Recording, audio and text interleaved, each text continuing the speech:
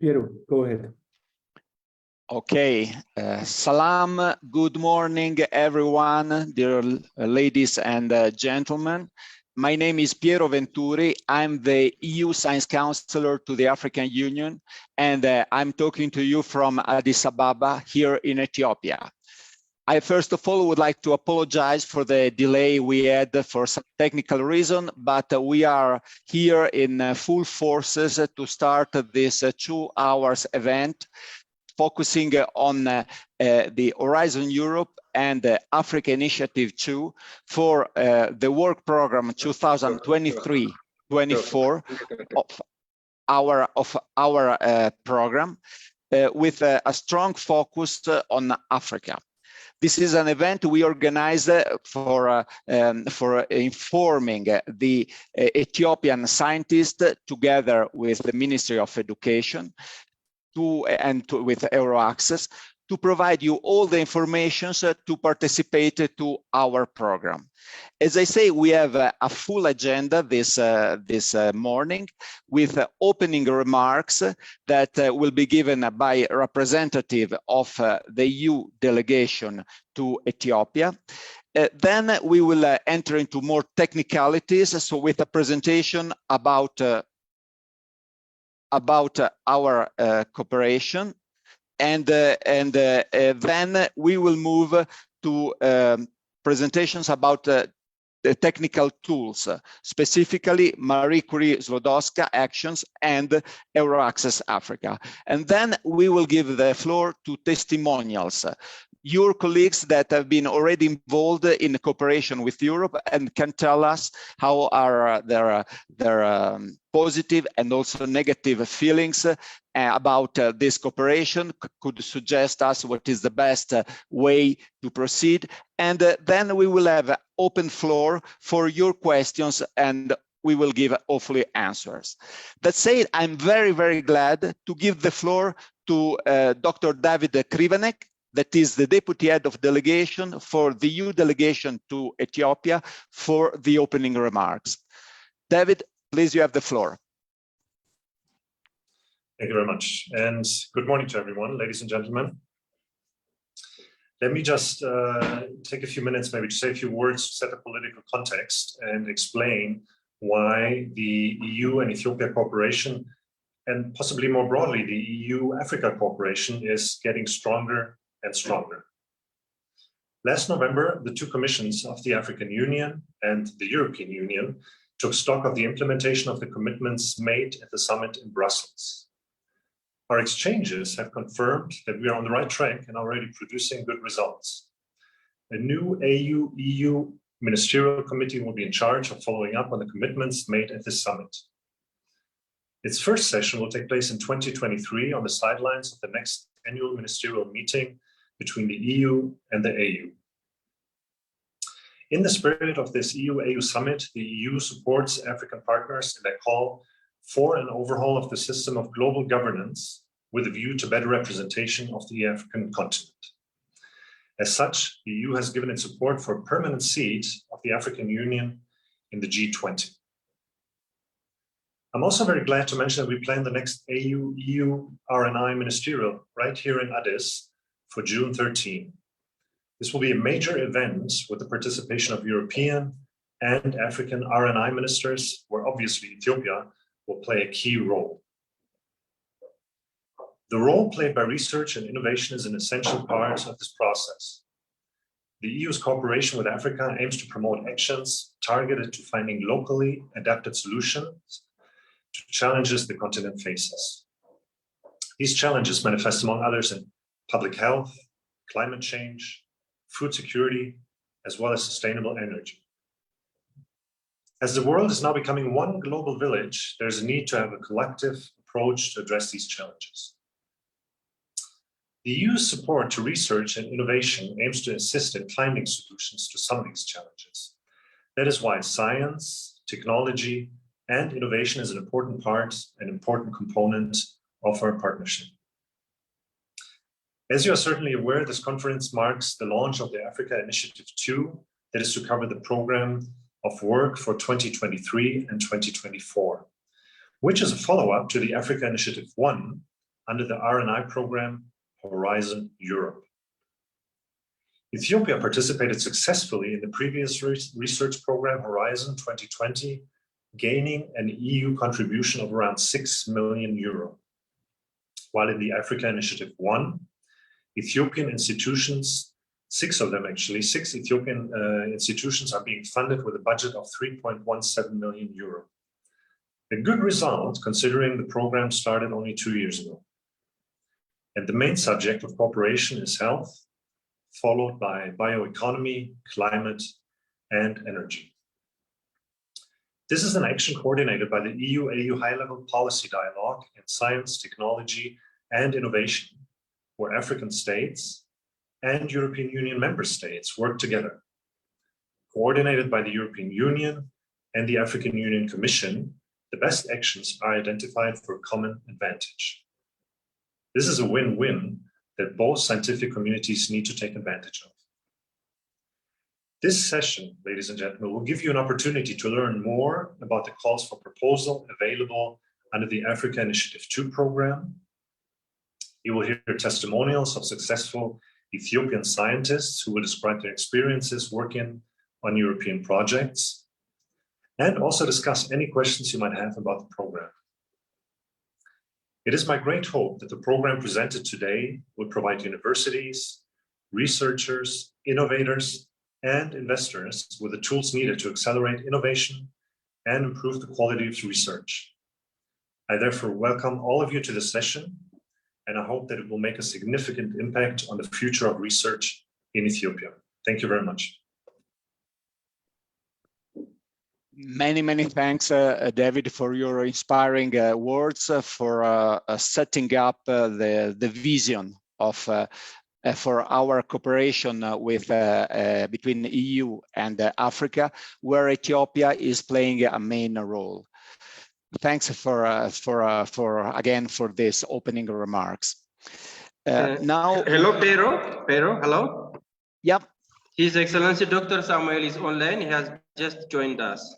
Oh, that's great. I'm very glad so to give the floor to Dr. Samuel Kifle, State Minister for the Ministry of Education of the Federal Democratic Republic of Ethiopia.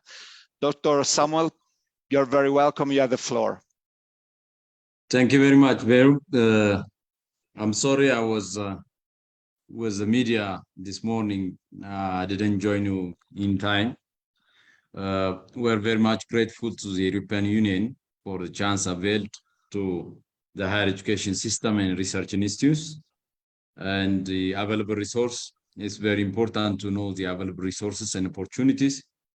And we as a beginner in higher education and research, and we as having novice researchers in the system, we want to know more about the research undertakings in the rest of the world. And also we want to collaborate with the rest of the world. So it would be very important then to have support to undertake research, to also have a scholarship to make sure that our researchers in faculty would get a PhD or postdoc scholarship in Europe and the rest of the world. It's very important that higher education will be connected, would be at the same and on the same page with the rest of the world via student exchange and staff exchange. As a Ministry of Education, we have been trying to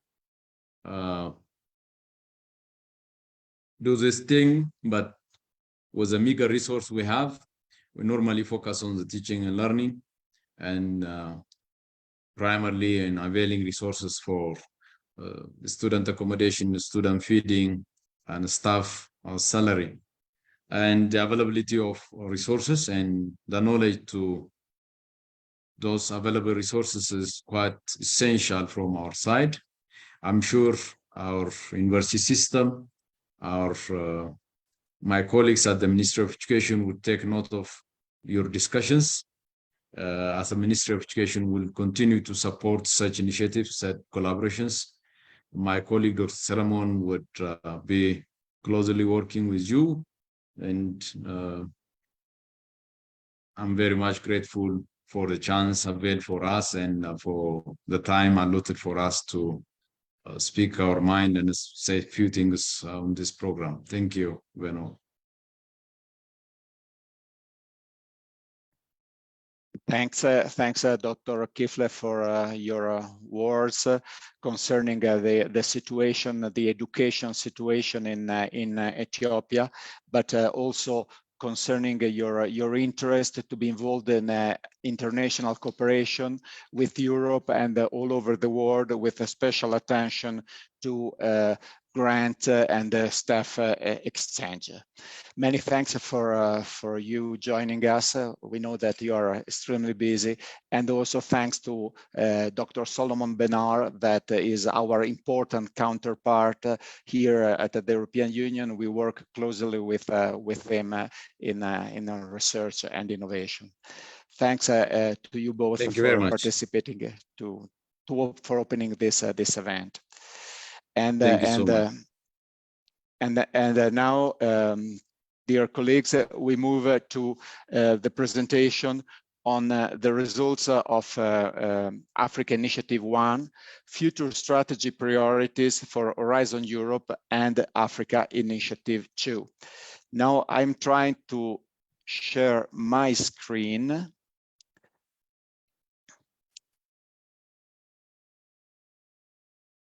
In case I have any trouble, I will ask Hamed to help me.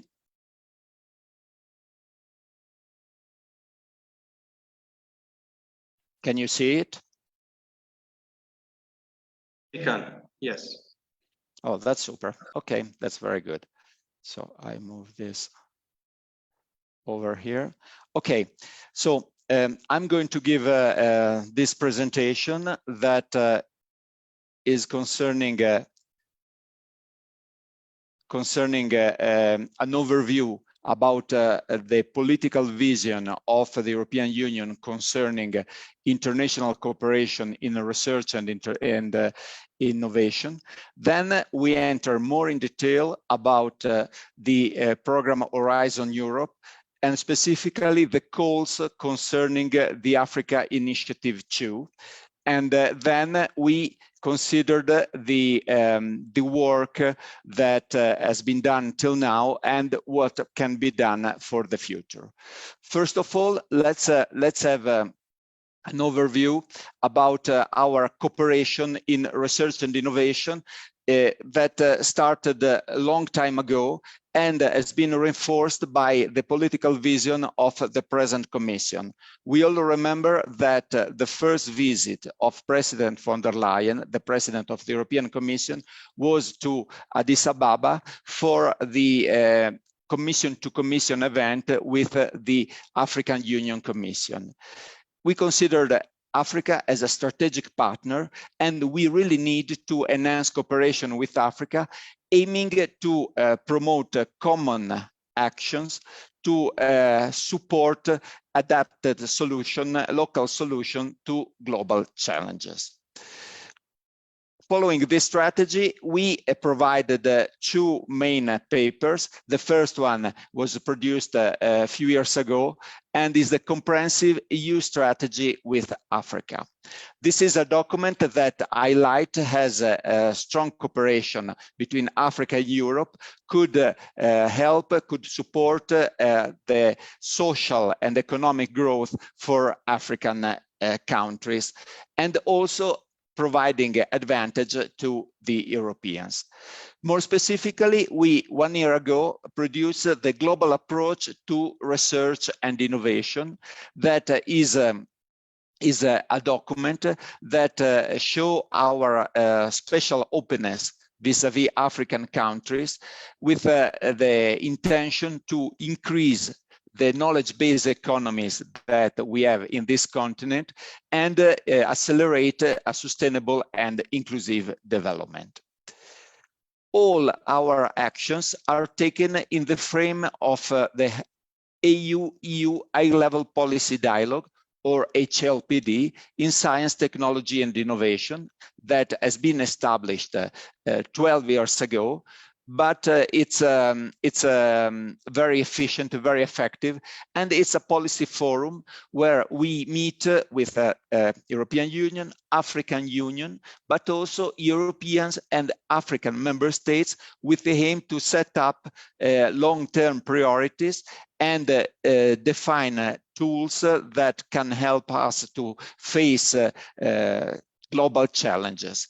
These main areas of interest has been defined in the ministerial we had more than 2 years ago. This was the first ever research and innovation ministerial where we established 4 joint priorities, and these are public health, green transition, innovation and technology, and capacity for science. Just I hope you can follow my slides. Now we are at the 4th one on global approach to research and innovation. And just making one step back, when we talk about our approach, we aim to preserve the openness of research, setting up a level playing field where reciprocity is underpinned by fundamental values. This means that we want to work openly with scientists from all over the world with equal rights and equal duties, where, for example, IPR is respected, fundamental values are respected, and we want to work in a multilateral environment.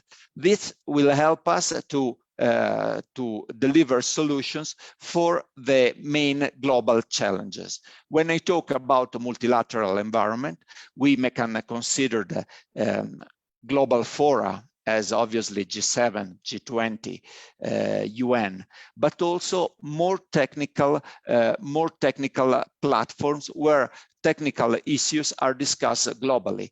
Just no need to mention ECTP, the Intergovernmental Panel on Climate Change, where these issues are discussed with partners from all over the world. But we have different examples in any topics. This will be achieved, modulating bilateral cooperation. We cannot hide that we need to work also bilaterally with giants as China, as the US, but we always have to take into account that we have to be autonomous. The European Union need a strategic autonomy. We cannot hide that in the past some mistake was done, and so we need to face these issues and to have an honest and transparent discussion with all partners all over the world. When we talk about low and middle income countries, we need to work together, accelerating sustainable and inclusive development and the transition to resilient knowledge-based societies and economies. We always work together with the European member states and the European institutions, like the European Investment Bank, supporting what we call the Team Europe approach. If we move to the next slides, we see that our principles, as mentioned, is a commitment to openness. We need to follow our values and principle, and have a level playing field where reciprocity is respected, and where we can face the global challenges with global efforts. Now I want to enter into details about the Horizon Europe project that is of your main interest today. Horizon Europe is the biggest research and innovation program in the world, with almost 1 billion euros for 7 years. This is a project that is fully open to participation from partners from all over the world.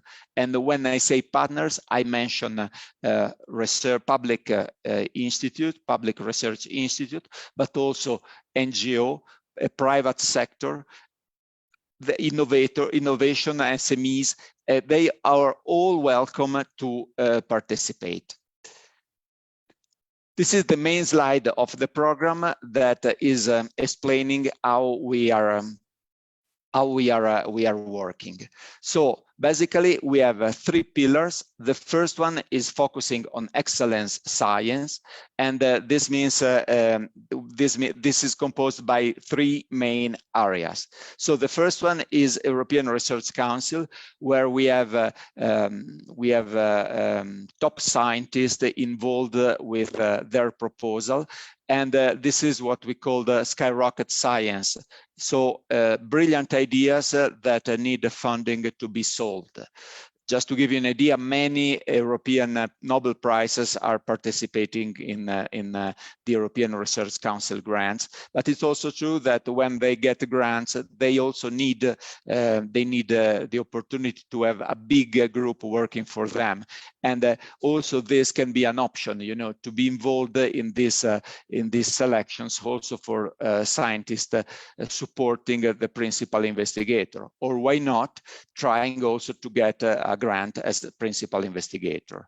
Then we have the Marie Sklodowska-Curie that are grants, later we will have a presentation on this, that are including opportunities for PhD, postdoc, younger and senior scientists, and also network of scientists and universities. And then we have a focus also on research infrastructure. Pillar 2 has a very strong focus on international cooperation. We have basically 6 clusters that are producing a relevant number of calls every year. And then we have the pillar 3 on that is more focused on innovative Europe, and there are not many chances for international cooperation. The program is based on this 4 concept. So it's open, as I say, to all partners from all over the world. The access to the EU funding is limited to Europeans, to associated countries, that are the countries that are putting money in the pot and have equal rights to the Europeans. For the moment in Africa, we have only Tunisia that is associated, but Morocco is also negotiating on this. But the good news is that obviously for all Ethiopians, this is the access to funding is very open. You can assess, and the EU will support your research for Ethiopians and for all the other African partners. The aim is to target international cooperation actions. So we will have a specific area of the program where we have actions focused on international cooperation, always, as I say, safeguarding EU interests.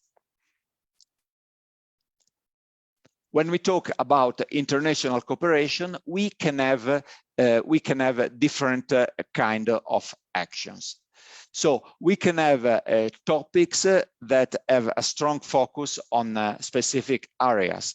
If, for example, just to make an example, I talk about the impact of desertic areas in climate change issues.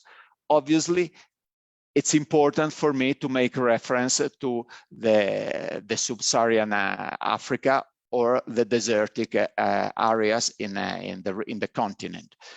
If we can have a specific request to have countries, participants from specific countries or regions in Africa. So we have a focus on geographical areas. I can say, for example, that in my project, I'm interested to have collaboration, just to make an example, with US, China, and sub-Saharan Africa. And then we can have multilateral initiatives that are involving specific actions with some regions that include several topics, and then we can have specific collaboration with key partners. Just to make an example, we have a cooperation on food and agriculture, specifically with China. We can say that around 22% of all the topics of Horizon Europe are flagged as international cooperation topics. Well, I just want to tell that this presentation will be shared in the website of EURAXESS, and in this presentation there are hyperlinks that can be quite useful. For example, this one that you see here that is mentioning portal. This is the tenders portals where all the topics are explained in details. Can you please move for the slide, because we are actually in slide number 9. That's the slide, but here below there is the portal here. Okay, in the second from the bottom line is mentioned the hyperlink to the portal. This was what I was talking about. And well, this is essential to have the full picture about the topics that you will find of your interest. And in this portal, you can find also other information we will talk about later. Well, just to mention that there are 2 countries, Russia and Belarus, that at present are under sanction due to the Russian aggression toward Ukraine. That is still firmly condemned by the EU and the European Commission. For this reason, Russian institutions has been excluded by our program and also by the present calls and also by future calls. But now let's go to the Africa Initiative 2. This is the follow-up of the first initiative that was implemented during the work program 2021-22. In this Africa Initiative 2, we have a total budget of 300 million euros under 30 topics, and the topics, obviously, aim to translate research and innovation into tangible positive impact on the ground, specifically in the areas of green transitions, where you'll see we have a big part of the topics, then on innovation and technology, and then capacity for science. But now I would like to start to go more in detail about the topics for capacity for science. So how to explain this slide? On the first topic, you find the cluster that is concerned. In the second one, you find the title of the call. And then in the third one, the action type. So we can have different kind of actions. For example, CSA stand for concerted and support action. This means that this research is not specifically a research action. This is an action that aim to prepare future actions involving international partners and discussing with them what are the next steps that can be provided. Then you have the total budget. In the first case, for example, is 1.5 million, but for example, in the fifth project, the fifth call, you see it's 20 million. Obviously, 20 million, it means that there will be more than one project that will be selected for this. Then we have the year of the deadline. This is very important because we are talking about the work program 2023 2024.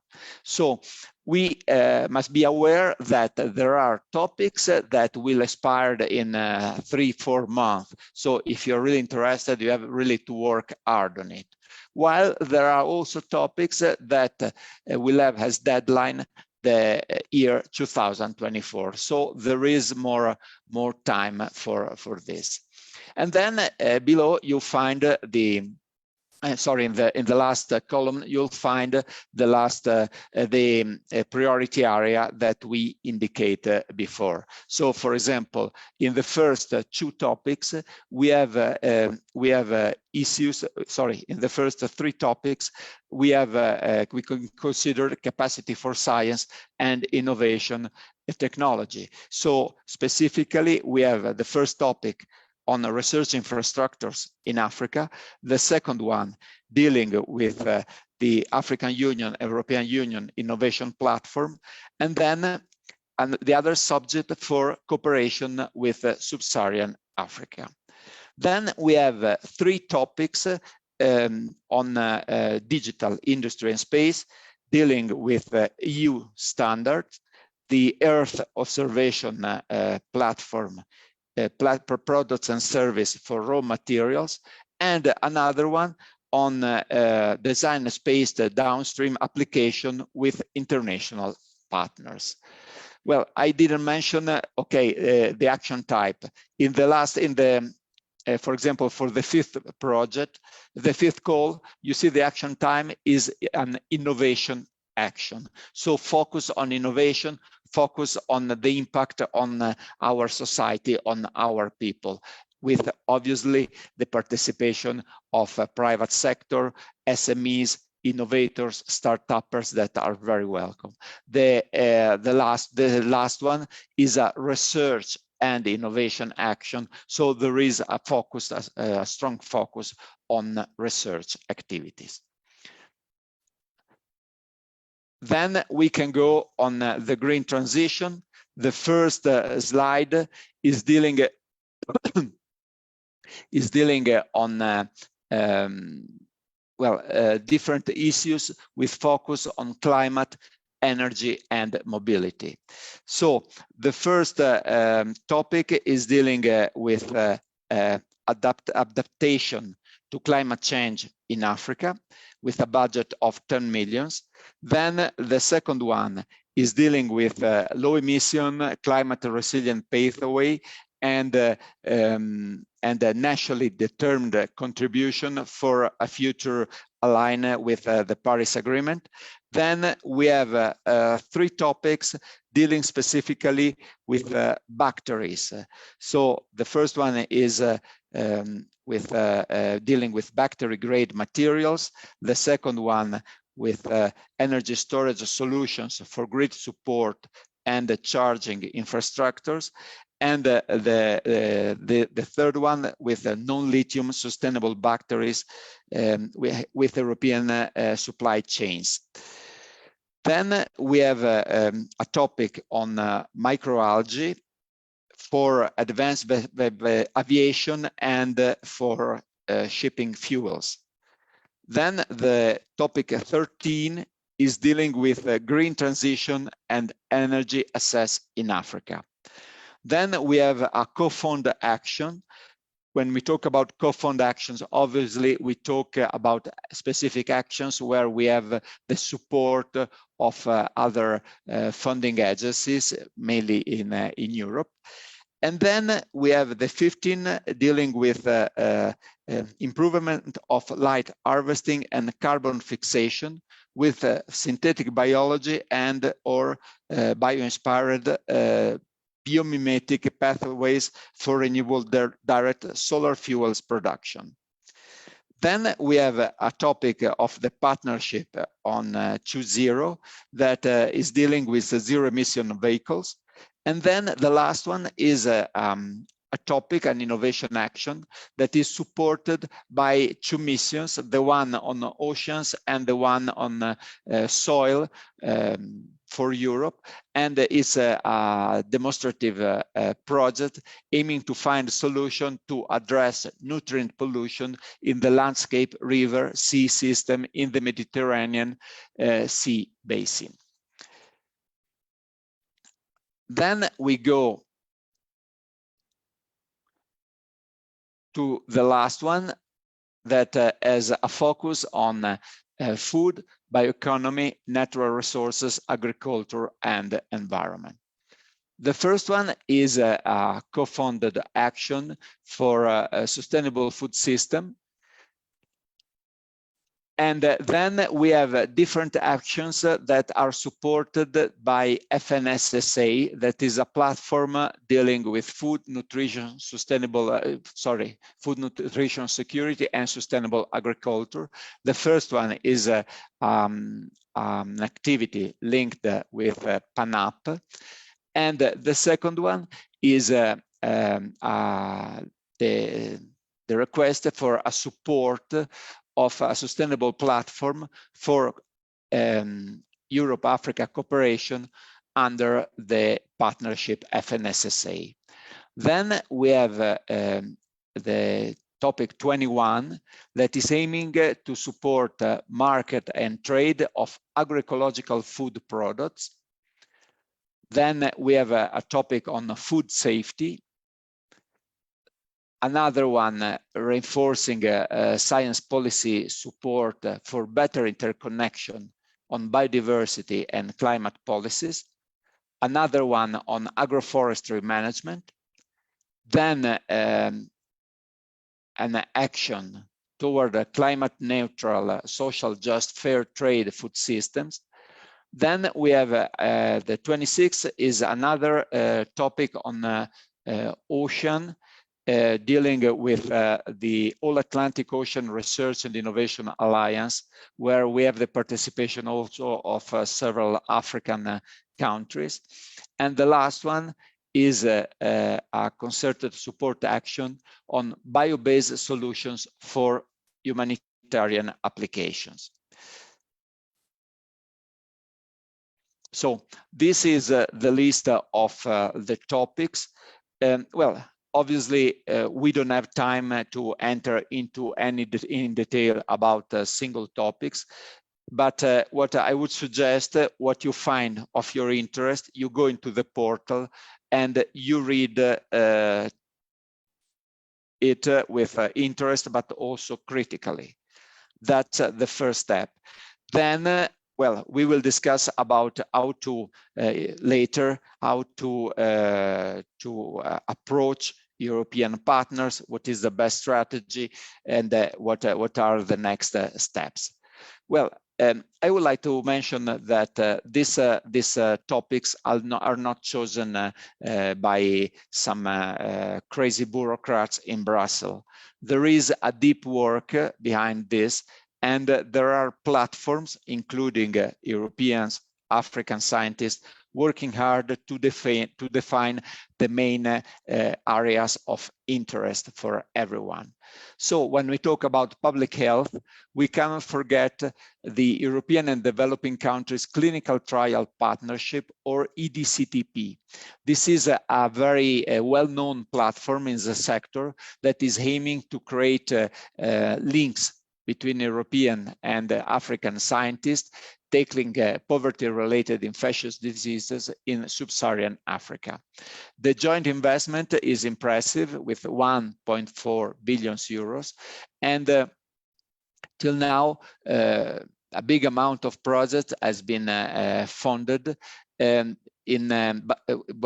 been funded with the support of Europe, African and European countries, but also private institutions. We can think about the Bill and Melinda Gates Foundation, Wellcome Trust, and EDCTP now is taking a new name.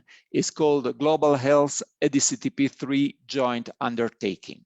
And we have participation of 14 European and 20 African countries.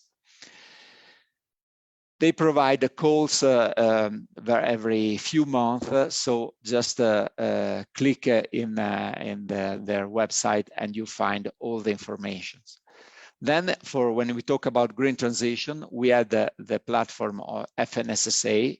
I already talked about this. This is quite well known, and they allocated already more than 700 million euros in the past for different projects, for over 300 projects in the area. Then we have the platform, the partnership, climate change and sustainable energy, that is newer, and they already allocated more than 100 million euros to research. When we talk about innovation and technology, we have to remember the project Enrich in Africa, that is quite new and is aiming to develop network of innovation incubators and accelerators all over Africa. For the moment, they have 100 entrepreneurs supporting and 350 members in the African innovation community. Just to give you an idea, this is to how this work, our research work, is framed in a global vision of Europe supporting Africa that is presented in the Global Gateway investment package. This is a big package that has been announced during the last EU summit, and it's aimed to support Africa for a strong, inclusive, green and digital recovery with a budget of 150 billion euros. When we talk about science, we have three main initiatives. The first one is the innovation agenda. I will say a few words about it later. The second one is the Earth observation and space system, better known as GMS Africa. And then the third one is the setting up of a regional center of excellence in the area of green transition. Then, when we talk about cooperation, we have also to mention project as EURAXESS, that is a project supporting brilliant African scientists that funded that has been allocated to the African Union Commission, and that is managed by the African Academy of Science in Nairobi.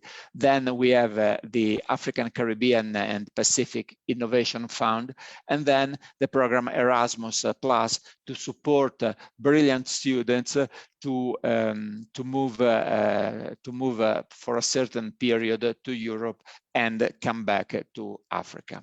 When we talk about agriculture, we cannot forget the project Desira, and the opportunities offered by the African Union research grants. Before I mention the innovation agenda, this is an ambitious program we are working at present, and it's aiming to put together, to create an ideal ecosystem between African and European scientists, innovators, and start-uppers, with the aim to develop, foster the translation of research and innovation into product, service, business, and job in Africa and Europe. This is a work that is done based on public consultations, on meetings. We had a few months ago an important meeting in Nairobi with 500 people, with the work of specific working groups in areas like public health, green transition, and capacity for science, and where these objectives have been set on short, medium, and long-term set of actions. We are aiming to finalize our activities for June, where when we called for a ministerial here in Addis Ababa, and that will be the second Research and Innovation Ministerial with African and European ministers, and we are expected they agree on the general concept on this, and they will give the green light to the implementation of the innovation agenda. Now I would like to enter a little bit more again in numbers. So These are the results concerning the African participation. Sorry, the African participation in the two program, Horizon 2020, that is already finished, and Horizon Europe that started in 2021 and is still ongoing. So if we have a look at where is placed Ethiopia in Horizon 2020, it's just behind, well, it's at the same level of Ghana, Nigeria, Tanzania, and a little bit above Senegal, Algeria, with 206 eligible proposals. This means that proposals with Ethiopian participants has been considered above the threshold, so ready to be financed, supported, but only 45 of this has been supported. Why? Because for any topic, then there is a ranking list, and only the really top proposal will be financed. The competition is very high, very difficult, but well, that's because the quality of the research is extremely high.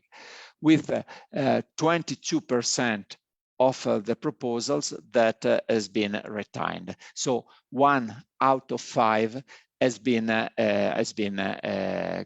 considered for funding.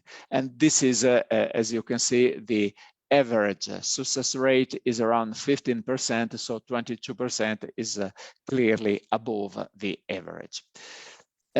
Well, then we can have a look at the Horizon Europe data. These are changing all the time, but because obviously we have new projects getting in. You see that, for example, here you find that Ethiopian proposals has been retained 46 times, and 9 has been financed.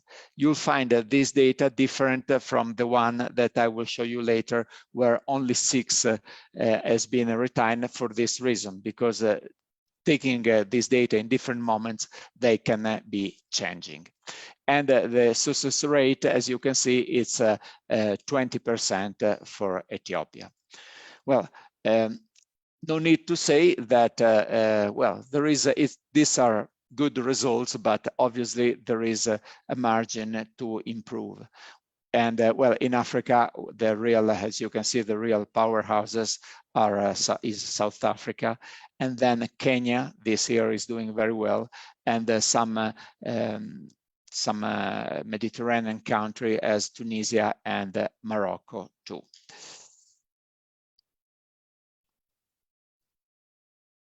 Okay, where these participations are more intense, well, it's easy to say it. A lot of participants getting funding for the area of food, bioeconomy, natural resources, then health, a big part on Marie Skłodowska-Curie actions. Then we have climate, energy, and mobility, and then all the others following. When we talk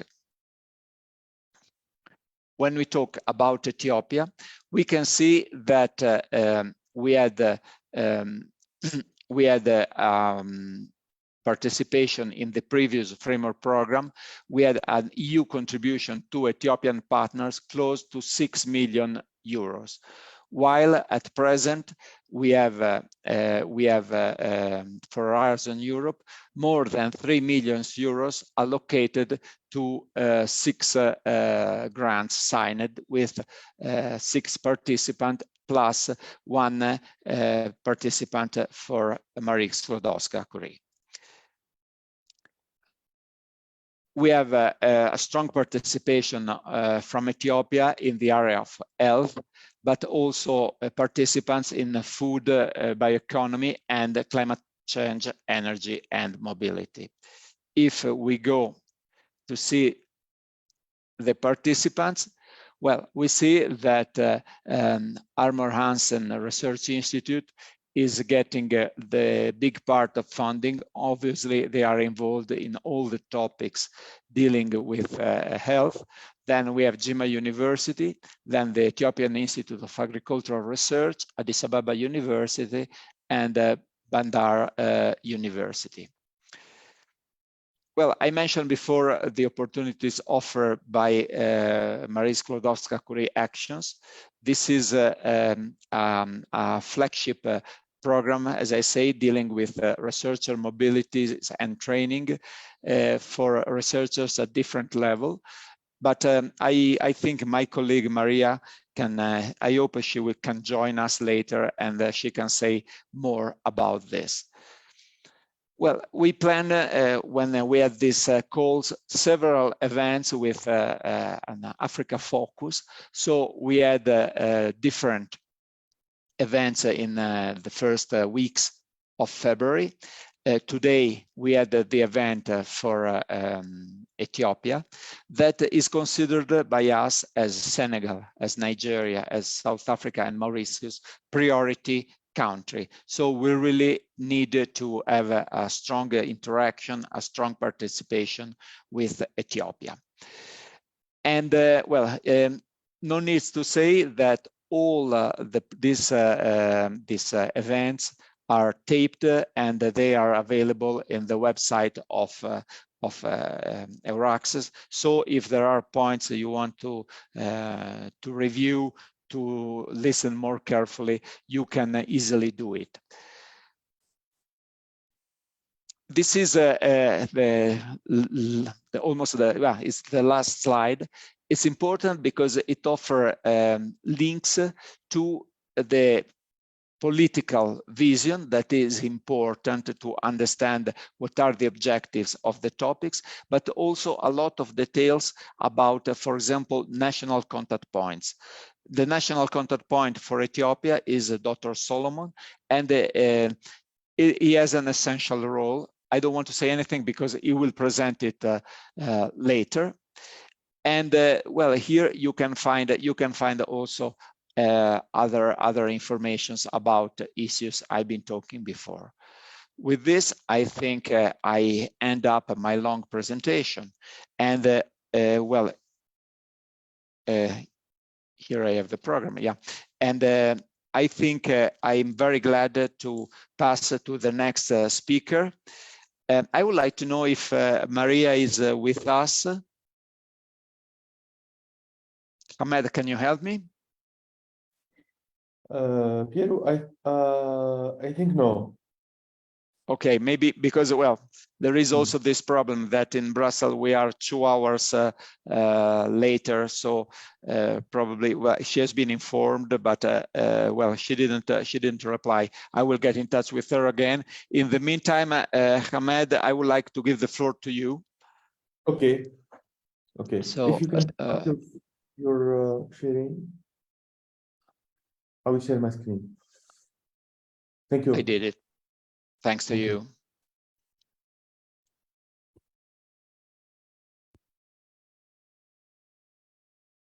So you see now my screen? Yes, we can see it. Yes, yes. Thank you very much. First of all, I am very happy today to be with you in this event with Ethiopian community, RNI community. So I present myself. I am Dr. Ahmed Malel.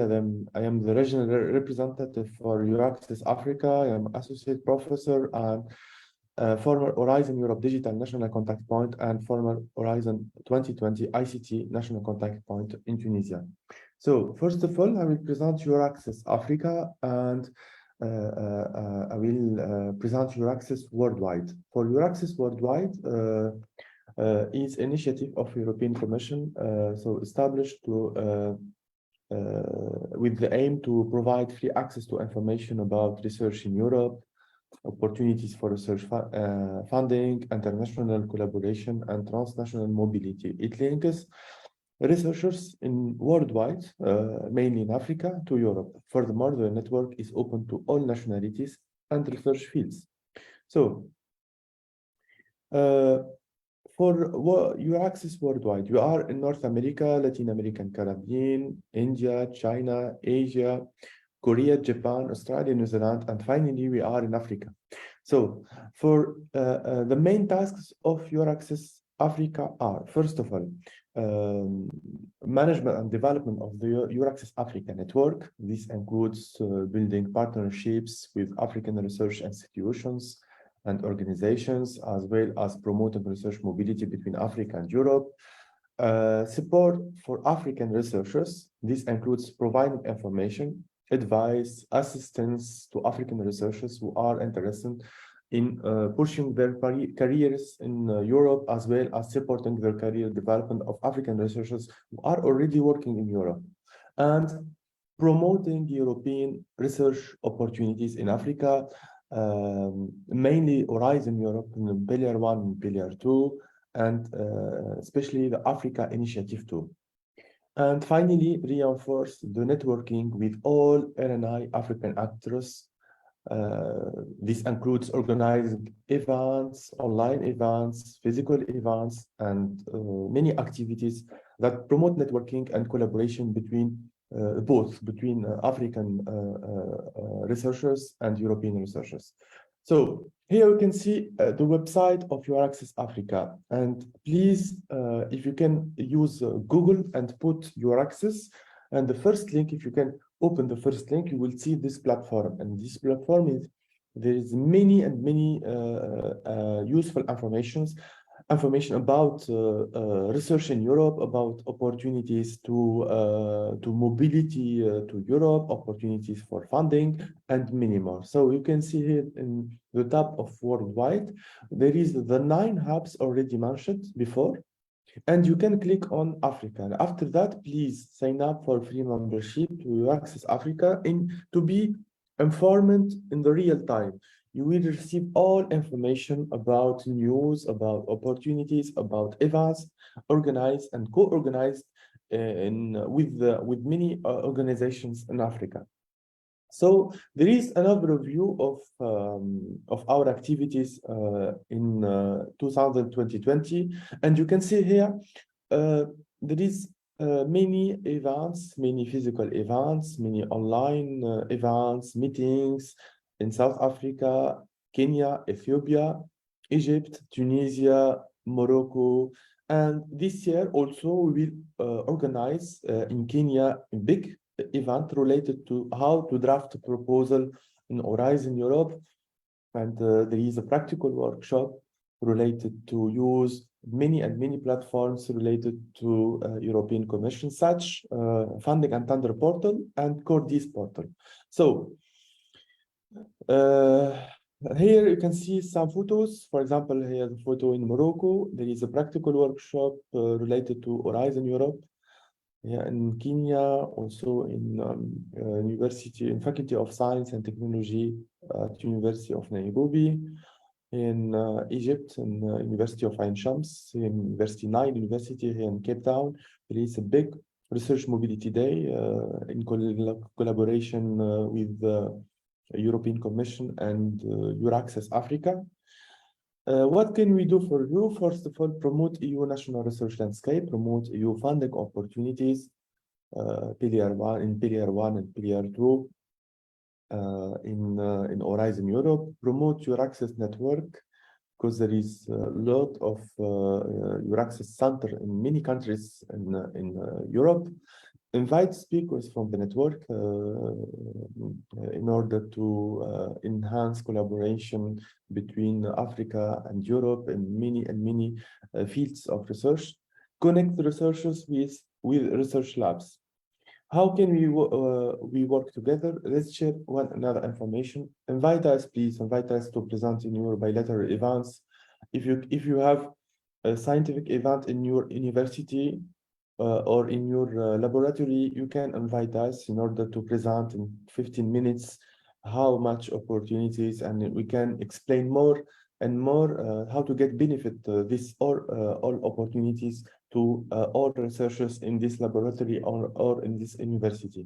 Forward us requests about EU funding to go to your countries, because it is important to have the right information and the right assistance in order to be able to participate and get more opportunities and be able to be in some consortium in Horizon Europe projects. Tell us how can we support you further. You can send us an email, and after that we can discuss how we can work together. So our tools are mainly the website, social media, flash notes, newsletter, info sessions, practical workshops.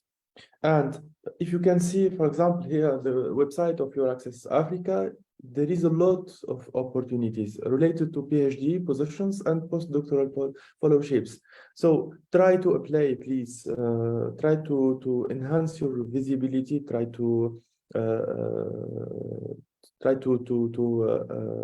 read all these opportunities in the website in order to be able to get part in these opportunities. Here also there is many events, and all events are free, so you can participate. To learn more about Horizon Europe, about some clusters in Horizon Europe, about Pillar 1 or Pillar 2, for EURAXESS portal in general. So you can see here the jobs and funding here, for example. Because in EURAXESS portal there is not only news and events, but also there is many jobs positions in Europe. So this plan then 2 million visitors per year, and plus then 1.2 million page views per month, and there is free. So here you can see for EURAXESS job, for example, in 2021 there is more than 93,000 research positions already published in the website of EURAXESS. So we have next week event with Mauritius, and this afternoon we have also event related to Africa Initiative 2 with Senegal. Please join us, be informed, be proactive, click on this button and join our community of researchers. We are in Facebook, we are in LinkedIn, we are in Twitter, we are in YouTube also, and our email is africa@euraxess.net. Free, easy, and valuable. Thank you for your attention. And dear Piero, I will give you the floor. Many thanks, Hamed, for your presentation, highlighting all the opportunities that EURAXESS is offering to scientists all over Africa. I like to remind that there is a EURAXESS world with different branches of EURAXESS all over the world, and EURAXESS Africa started just 1 year ago, 2 years ago. So it's doing really a lot of work, and it's really appreciated by the African scientific community. That said, I would move to the next section, and I'm very glad to give the floor to Dr. Solomon Benor. I want to personally thank him for all the work we are doing together. And he's Director General for Science and Research Affairs at the Ethiopian Ministry of Education. And here he is also has Horizon Europe National Contact Point for Ethiopia. Solomon, please. Thank you, Piero. Many thanks for your excellent coordination and the presentation of this Horizon Europe opportunities for Africa with a focus to Ethiopian researchers working on higher education institutions and research institutions.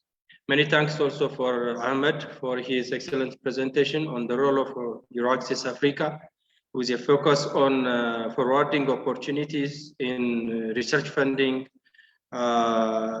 postdoc opportunities, PhD and master's opportunities.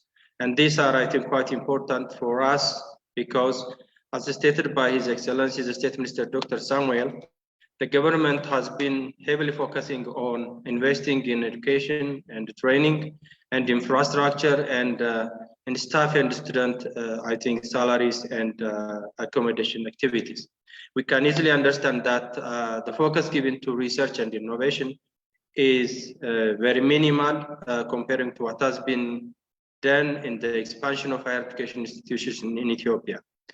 And hence, the role played by Horizon Europe and our active participation in such an event is very influential, and we need to keep on following every opportunities so that we can, I think, conduct or execute our activities on research, comm service, and higher education academic activities.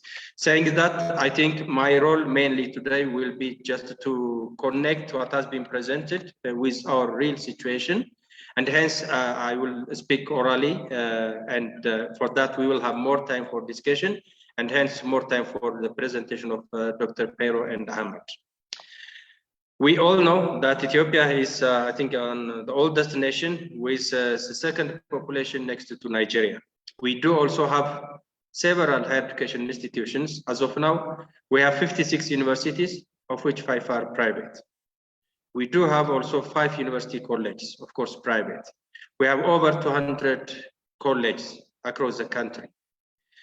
And considering the populations that we have and over 120 million with a recent nexus or data of the United Nations, there is a lot that we need to, I think, work heavily on training manpower at different levels. And when we see the commitment of Ethiopia comparing to other African countries, we remember that African nations have agreed to allocate their GDP for research and development, and hence to allocate 1% of their budget to research. When we see the fact on Ethiopian side, we still are far behind our promises. We are supposed to allocate 1% of the budget for research and development. As of now, we are on 0.27%. So you can imagine how far we are from the national, the global, the regionally agreed commitment. And hence the question is now, how can we make it to 1%? We researchers working in various research institutes and researchers who are engaged also in teaching and community service at higher education institutions, taking to this fact, we need to devise strategy, or we need to have option 2. If the government is unable to allocate the promised 1%, then we as a scholar have to play our roles, because we as a scholar, as a scientist, we need to write projects, submit to national, regional, and international funding opportunities. That way we can maximize not only the budgets that we look for funding, scholarship, postdoc, but also we could also be benefited for our service, because when we write and win a project, there is also a high chance that we could also get some financial assistance. So my message is, I think, we shall not heavily focus on the deficits that is manifested by our government, which is due to various reasons, internal and external. We as a scholar have to play our key roles, that we need to write projects, we need to collaborate with global institutions, and the best, most importantly, we need to actively follow to the call of Horizon Europe, so that we can benefit and maximize our chance of getting funding from this very important funding opportunity. As stated by Dr. Pero and Ahmed, I think the Horizon Europe for the next 7 years, they have allocated huge amounts of money. And for African Initiative 2, there is 300 million euro. So there is a high chance where we could closely follow announcements in collaboration with my role as an NCP, which I am engaged in discharging announcements, opportunities to various science and research institutes. And hence we have to actively follow, make a very good team, both nationally and with Europe institutions. And hence we have to compete, and we need to maximize our chance of winning from such funding opportunities. And the funding opportunities are stated by Dr. Pero. It is, I think, a very huge topic, 300 million euro in 30 topics, and it is still running open from 2023 to 24. So my message today is, I think, we better to look for options like Horizon Europe.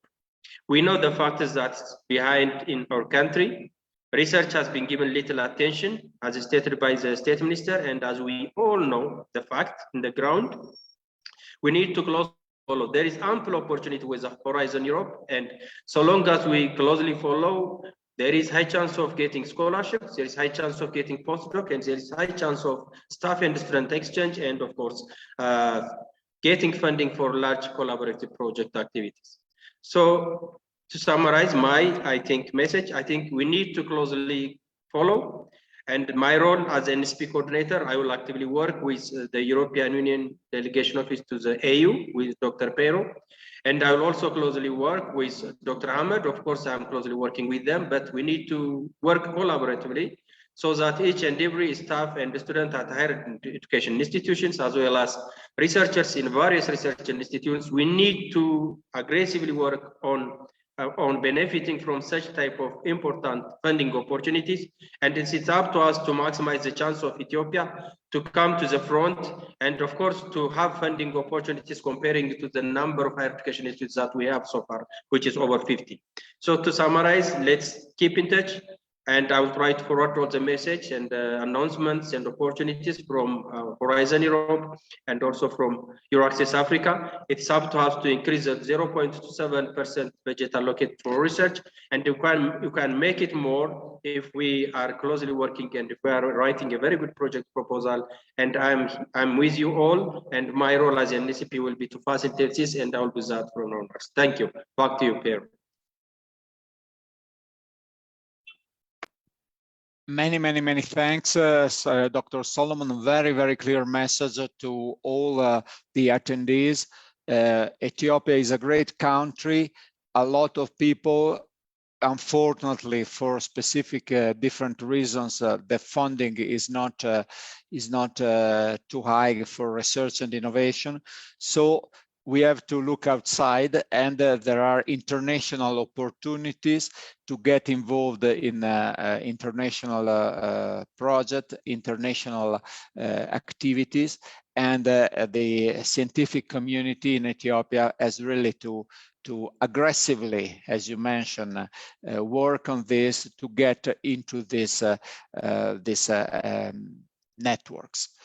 Okay, now, well, the program is foreseen Dr. Adan Miret, that is from Harmer Hansen Research Institute, and I was very keen to have him on board because he has been very successful. So I was really curious to hear him. Unfortunately, it seems that he's not connected, so we are looking for him. And well, we have the same problem for the colleague of Marie Sklodowska-Curie. She promised to get connected as soon as possible, but we make our best to have them on board as soon as possible. In the meantime, I would have a look at the questions. Well, I'm very sorry. There are a lot of complaints about my slides because they were not at full screen. There were a lot of details, but I really apologize for this. What I can do is just to remind you to check again the presentation. I will send you well the presentation. Ahmed, they have to check EURAXESS page, or they will receive the presentations? The both. I will send email with this all slides and the link of recording video of this webinar. Okay, and so that's all presentations in EURAXESS Africa website. Okay. Okay, that's very good. That's a very good point. Okay, well here. Okay, we have. I'm checking the questions. Okay, we have a question from Alemnu Beranu that is, well, he's asking how to cooperate with international partners. Okay, well, here, as we mentioned, there are different options. Obviously, you have to activate your international network. If in your university you have been working, you have done study abroad, or you have a student that now is doing a PhD in Germany, or you have some contact, or other option is to contact your national contact point, because Dr. Solomon is receiving a lot of information. He is in the network of the national contact point. Or another option and obviously how you can manage. You can get involved in international events, introduce yourself and your research. You have to take into account that these are big cooperative projects. So many of the European scientists working in these areas are going full speed, discussing, brainstorming, drafting proposals for this. So if you know who are the key players in Europe in this subject, you can be almost sure they are involved in some proposal. If you don't know them, there is also another option you can follow. That is to enter into the portal and to check who are, well, on the portal, it's all the former projects are mentioned with the coordinators. And you can easily find there who has been the coordinators of the projects in your area. So you can have an idea about this. Then obviously when you propose your activities, you have always to be strategic. If there is a topic, you have to be conscious that in Europe there are really powerhouses, you know, big universities, big research centers that are working on this issue. So you have to be smart, to approach them, offering something that they cannot have, and explain to them why this is very useful for the project. Well, I make always a very simple example that to me is very indicative. If there is a project specifically, I'm an agronomist. So if there is a project specifically on the improvement of varieties for cash crops in Africa, obviously, well, here in Ethiopia, you have something that really few countries they have in the world.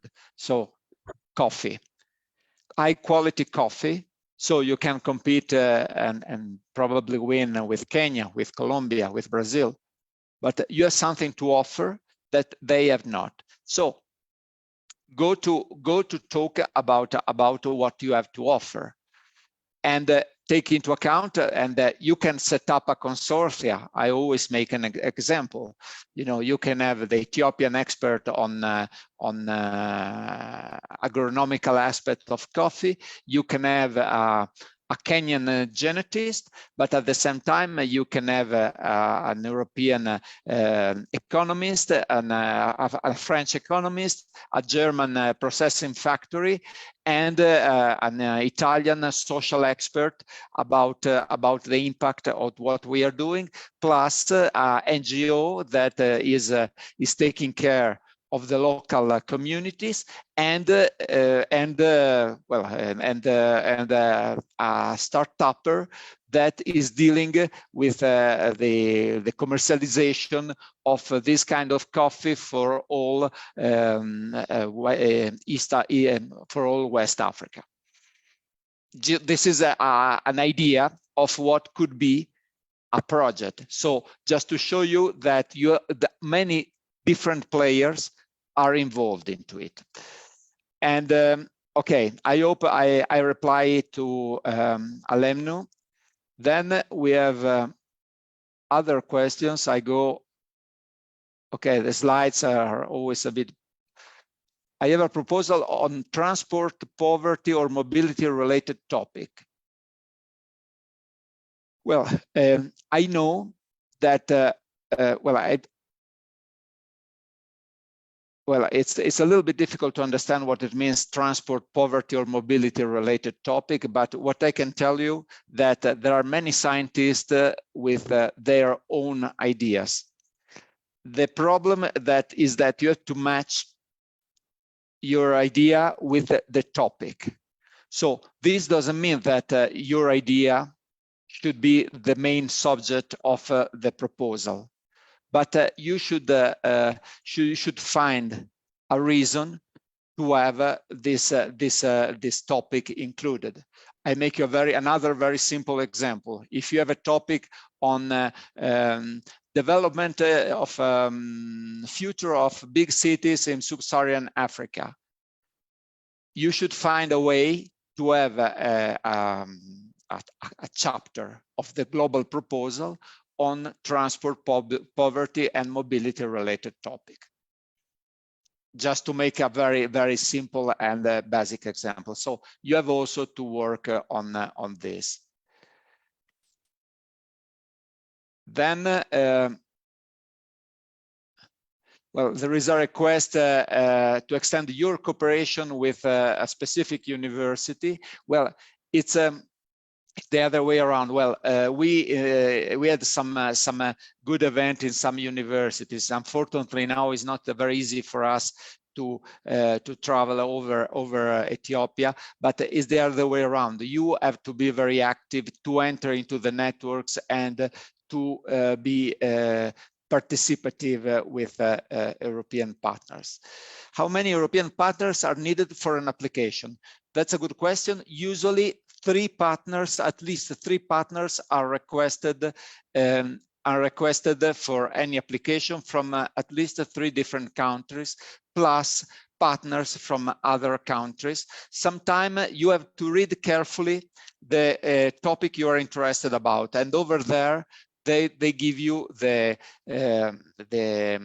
rules of the call. So it can happen that they say, we need 3 European partners plus 1 partner from, well, we were discussing yesterday with on a topic on energy, you know, a partner from US, a partner from Brazil, and a partner from Africa. So in this case, you have already the full picture of what they requested. This doesn't mean that you have to follow it. I mean, there are requests that are compulsory, but you can add other partners. But these are compulsory. Then toward the hard science is the room for. Okay, here there is a anonymous that is asking for social sciences, specifically conflict and peace research. You're right. I mean, this is a big debate also in Europe because all scientists dealing with the humanities are complaining because there is not a part for them. My reply is always the same. You have to find your way. You know, I mean, obviously, well, conflict and peace research. Unfortunately, in this call, we cannot find them. They were in the previous one. But well, you can have to find the way in the main topic of your call, to the main topic, the text of the main topic, to find the way to justify your participation.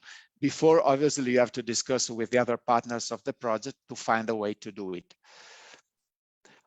Better to organize matchmaking session in different areas. Okay, that's a good point. Well, matchmaking sessions, this means that you have sessions. This few years ago, they were very popular in Brussels.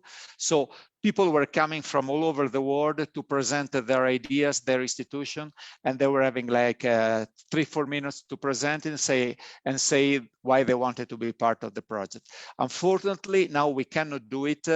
Well, we are coming back to do it in person, and in Brussels they're organizing it. The big problem is that it's difficult to organize matchmaking sessions virtually, and it's many times is expensive to travel to Brussels just to present your idea.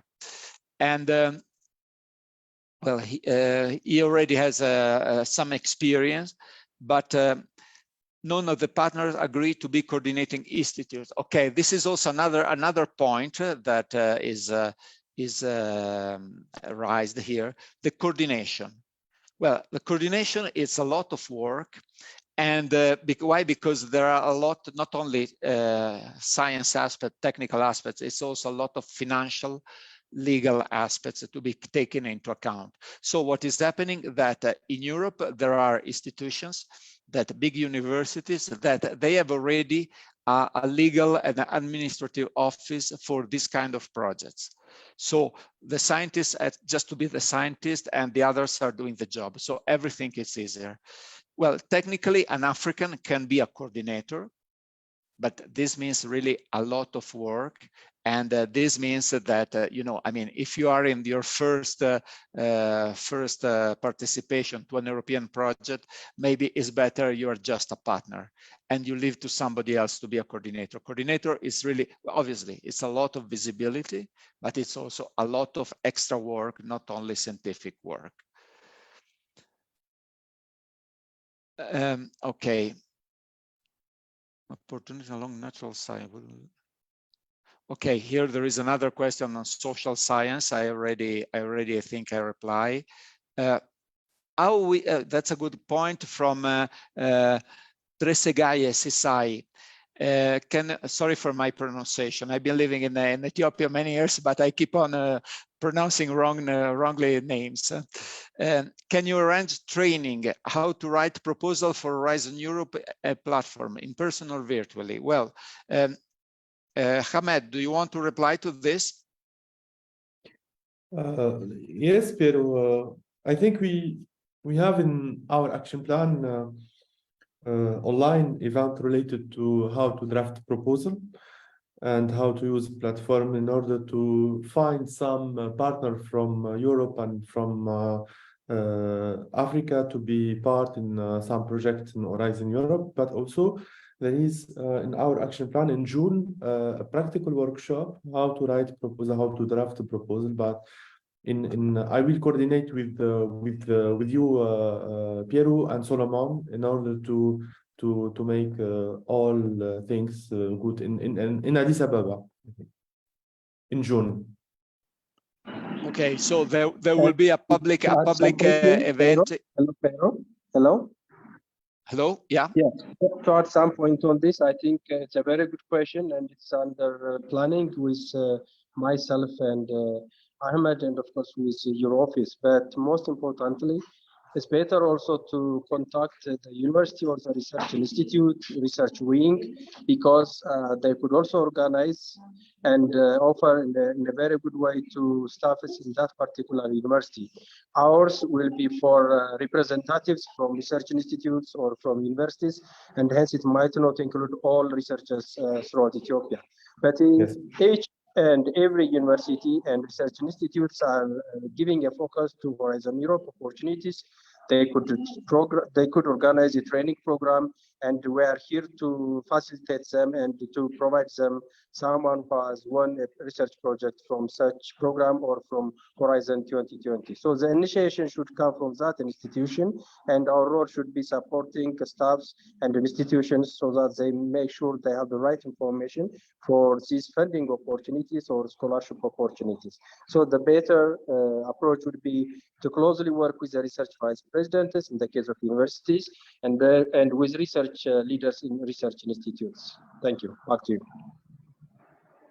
Yeah, I fully agree on this point. I remember I also has been talking with the Ethiopian Academy of Science, and they mentioned the same issue, that here this is really a problem to be able to draft proposals, and we are really to make an effort. And I fully agree with you, Solomon, and also thank Ahmed for the opportunities that also EURAXESS can offer on this. We are really to make an effort.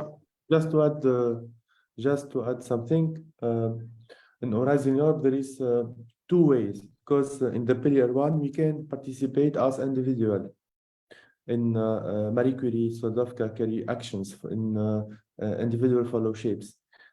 So there is possibility, if we have excellent idea, we can write a proposal, and our idea to have this fellowship. But there is the second way is to be part in some project. So the organization must participate, not individual. So there is two ways. As individual, we can participate in the pillar one, but as organization, university or laboratory, we can participate only in the pillar two. That's why. Yeah, that's a very, very clear point on. Yeah, I mean, here I see also questions dealing about PhD opportunities. And there was a question specifically on your what you reply when there are funding for PhD opportunities of for persons only in Pillar 1, so Marie Curie action. Well, I've been in touch with a colleague of Marie Curie. She said that she will connect at 10 Brussels time. This means that it's 12 o'clock our time. I look at Solomon and Hamed. We should finalize our meeting at 11:45. What are we going to do? We go ahead 20 minutes more, or we unfortunately, well, we can ask her to provide her presentation to be included in the slides. What is your view, Solomon, Hamed? Yeah. Okay. Will she be free to join us now or only at 12? No, unfortunately, only at 12 because she's busy till 12 o'clock Ethiopian time. Yeah. Then I think if we give some time for question and answers, and by then if she could be able to join us, and that would be nice. But I see also several questions, and that way we could proceed and let us if she could join us as early as possible. Okay, so Ahmed, maybe you can give a demonstration about the use of the portal. If exactly. So just give me some. I will prepare. Okay, I can go on replying to the questions. Well, here there is a question concerning available opportunities for junior researchers. Well, juniors, this means for PhD or something younger. Well, you should specify for PhD. We have plenty of opportunities. Something some younger of a PhD, well, you should check the program Erasmus+.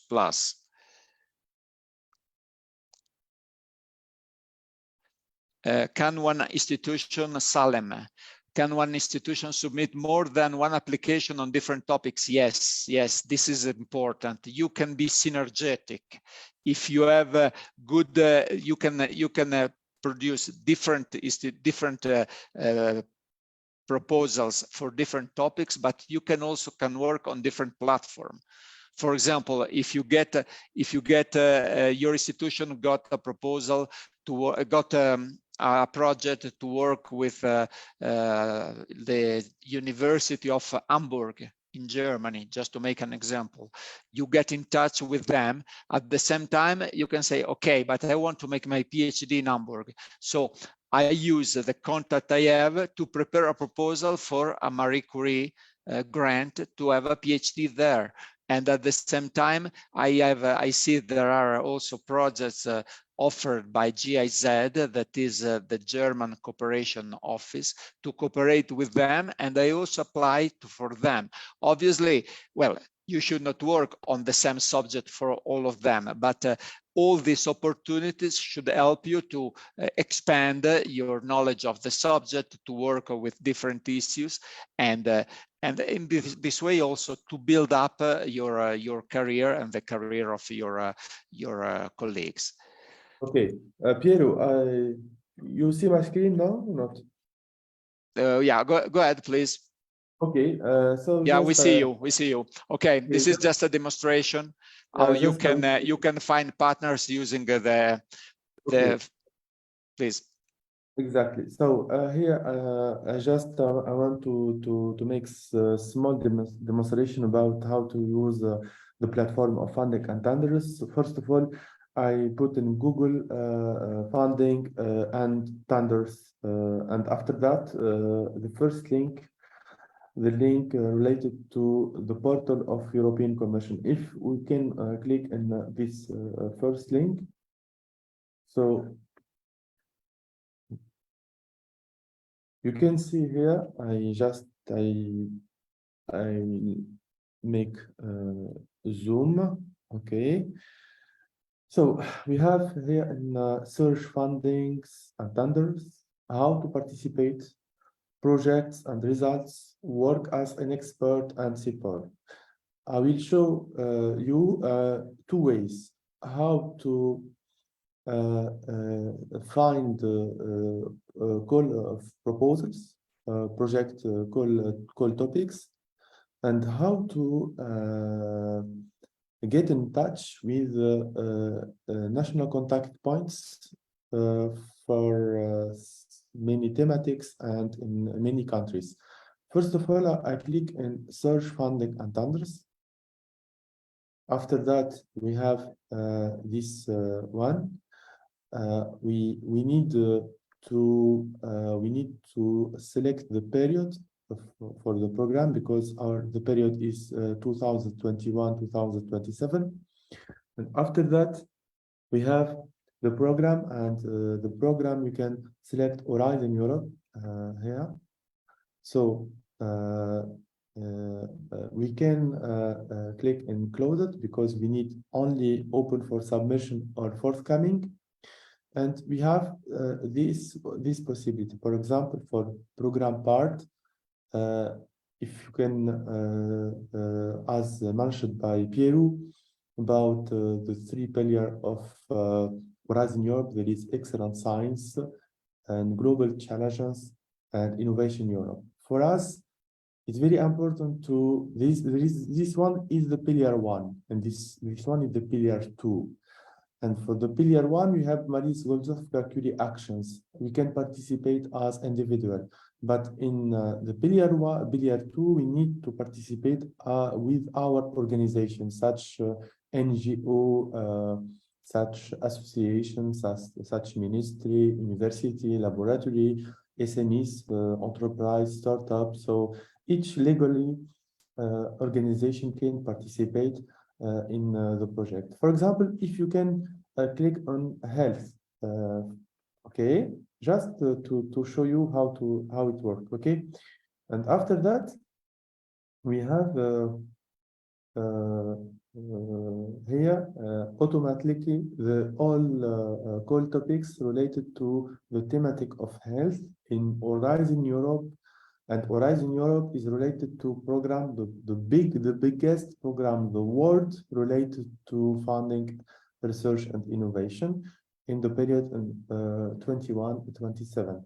And there is also some more filters. So you can select missions, because there is some missions for on Horizon Europe. There is some destinations, and there is some priority. For example, if we look to priority related to Africa, for example, okay, because we are in Africa, and you can see here there is a call open for submission. The deadline date is 20 September 2023. We have a lot of time to work in this project. The opening date is 17 January 2023. And if, for example, if you can click in this call topic, just you will see here, first of all, the topic ID. It is very important to put this topic ID in our email, because we will write some emails to some organizations in Europe or in Africa to request to be as a partner in the consortium. And there is here the program, the call, the type of action, because there is 3 types of actions in Horizon Europe, and there is innovation actions, there is research and innovation actions, and coordination and support actions. And here you can see this one is innovation actions. So the presence of some enterprise or startups or organization work in innovation, it's very mandatory. So here there is a topic description, expected outcome. So these all details are here related to this code topic. After that, we have the proposal should ensure involving different stakeholders, etc. So these all details related to this code topic. Here, activities are expected to achieve TRL 6 and 7, the technology readiness level of this project. And after that, there is some conditions, eligibility condition to participate in this call topic, and the important here you can see the partner search announcement. And actually, until now, we have 28 organizations already search for partner to collaborate on this topic. So if you can click here, you can see the list of some organizations here from Kenya, from Poland, from Sweden, from Greece, from Rwanda, from Greece, from Belgium, from Romania also. So here we have the possibility to add our request because the participation of African countries in this call topic focus on Africa, because we select the filter related to Africa is mandatory. So minimum for each call there is some all details are already described in the call, but minimum there is 3 countries from Africa can participate in this call topic. So here you can see for the Kenya there is a type of request expertise offer, and there is we have the opportunity also in Ethiopia. We have this opportunity to add the expertise offer related to this call topic, but just you need to log in. So if, for example, the laboratory or the university should give the expertise offer, so we need to contact the administrative in this organization, because he has the account related to the university or the laboratory, because we need to publish this expertise offer as organization, not as individual. So there is the first way to look to partner, to be involved in Horizon Europe. There is another way. Another way is in the support and support overview. Here, can click, and for the support overview, there is where can I find the national contact point for Horizon Europe. If I click in Horizon Europe here, you can see, for example, I work, for example, my thematic of research is health, and my expertise is related to health, to artificial intelligence, to big data, etc. So I search some partners from Europe. So I can click in member state, for example, and after that, for example, I will look to from Germany, and for Germany I can select just I wait to, there is a problem with my my laptop. Okay. Just I wait. Okay. I need to refresh.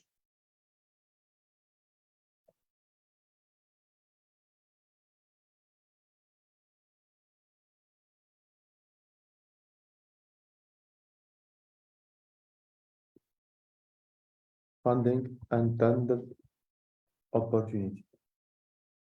Okay, I will look support overview. After that, NCP, I select member state, select Germany, Denmark, or Finland, or okay. And for the function, I don't know. There is a bug with the portal. No worry, but we have the possibility. Just we can refresh after 1 hour. It must works normally. No problem about this. But I wanted to show you how to find the national contact point, funding and tenders. Okay. Overview. Okay, and just to member state. Okay, and Germany. And you can see here, for example, the contact of national contact point from Germany.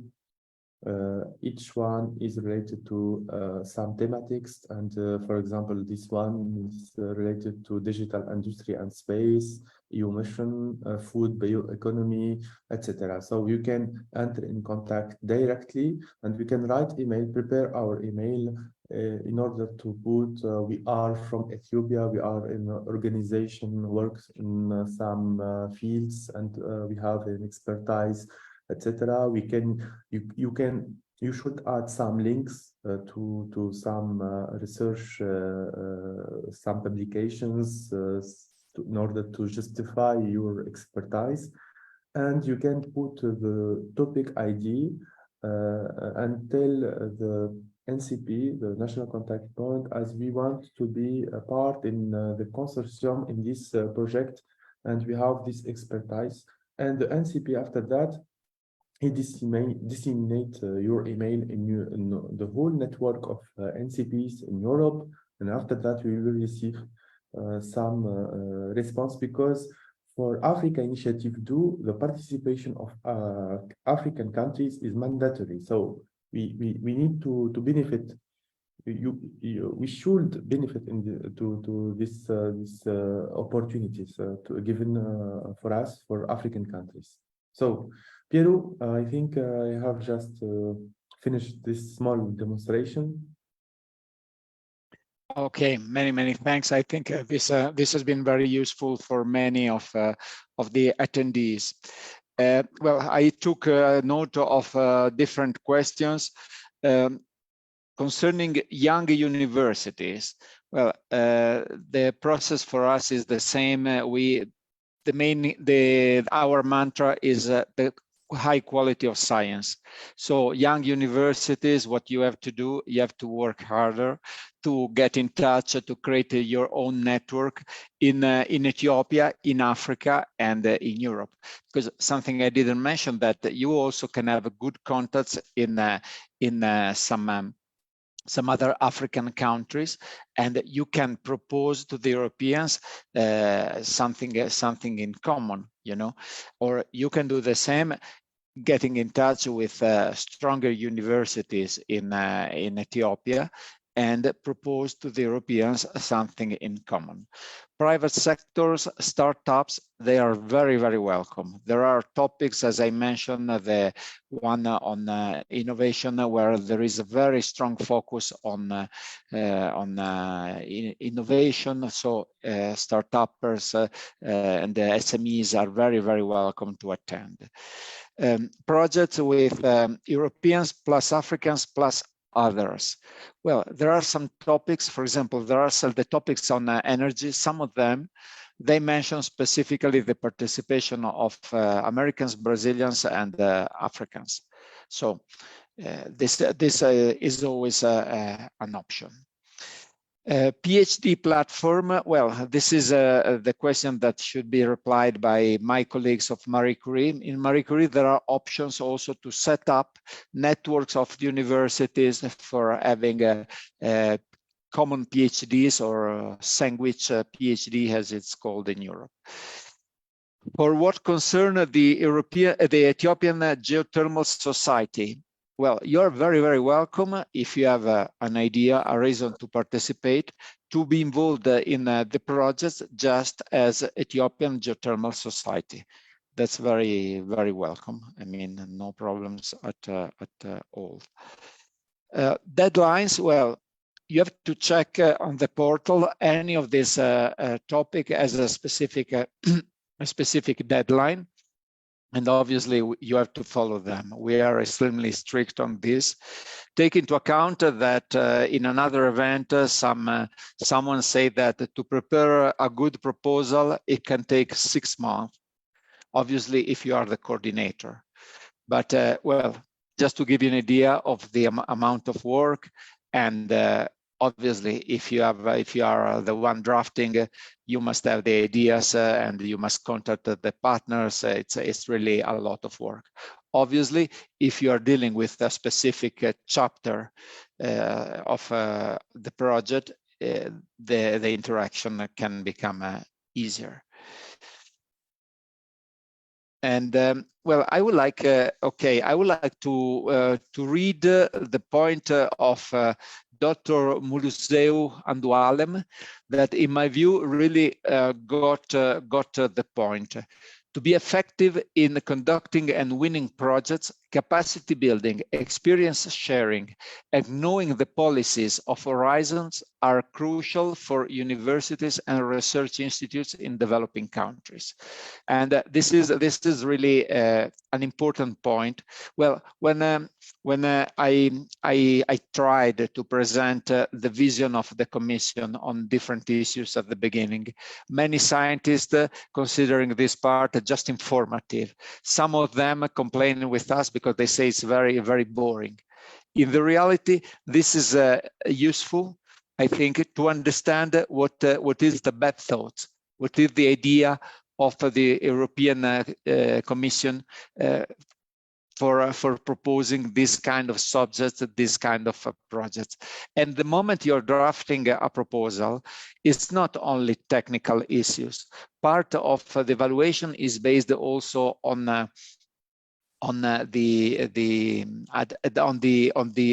results that we want to obtain for the society, for the economy. So there is also always a vision behind drafting a proposal. And I think, this is also one of the evaluation criteria. So the one of them obviously is how the proposal is conceived, is written, the quality of the consortium, but also the target that wanted to be reached. And I think this is also obviously this is important for institutes in developing countries, but also for the Europeans. And that's the reason there are so many events also in Europe to explain this issue. Let's see if there are other. Okay, there are here. Some live questions, Piero? What do you think? Sorry? For some live questions. What do you think? Okay, you want to go to proceed to reply? Yeah, what do you think? Yes, because there is some. Go ahead. You can reply. Well, there is just a reply to this one about the multidisciplinary team and apply for more than one topic at the same time. Well, you can do it. I mean, there is not any rule against it. Okay, we have you must be. Okay, we have 3 persons. Oh, sorry. Well, yeah, we have here a lot of questions. Yeah. Well, I just finished to reply to this. You must be very strategic. It's well, my previous experience as a scientist is that this is also an option. You know, I was involved in a strong group of scientists from different countries, and we were participating to different topics. Well, we were dealing with biomass crops, different topics in the same area, and we were quite successful. My colleagues are still doing this job and still participating. So this can be a good option. Okay. I give the floor to you, Ahmed.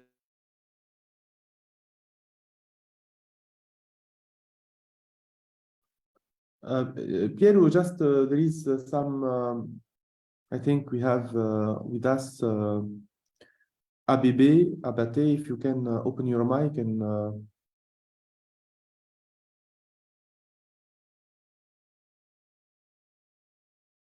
Go ahead, please.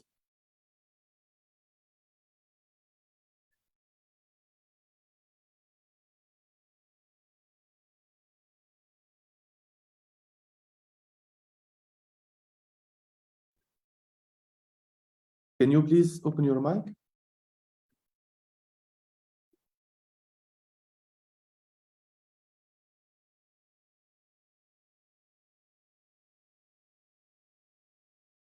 I think, Piero, there is a problem with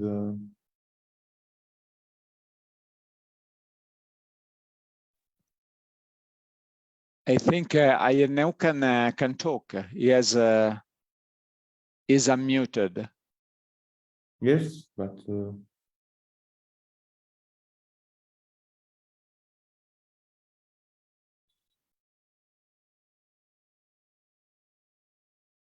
please.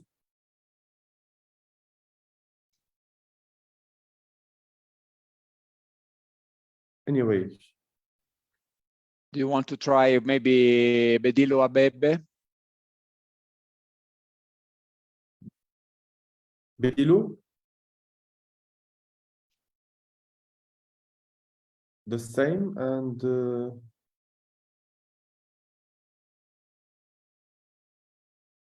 Ogbuli, the same also.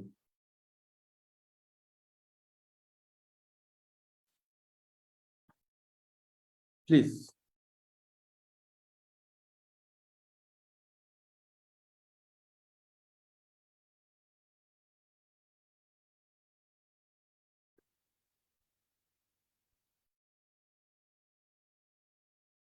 Melissa, if you can open your mic.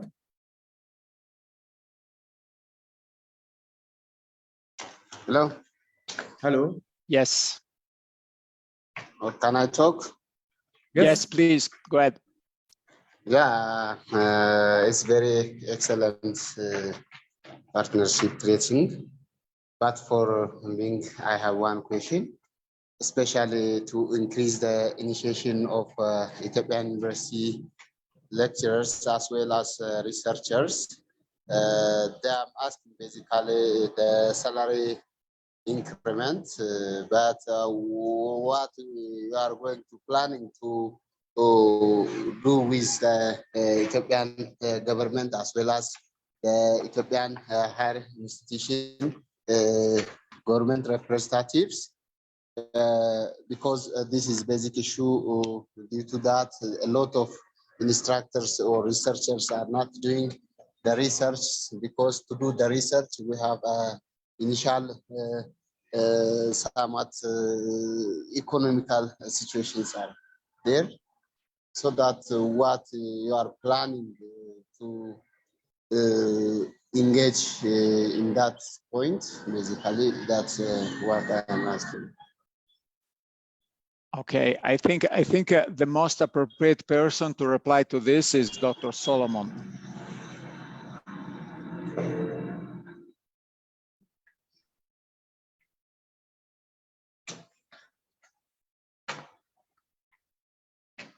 I think we lost Solomon.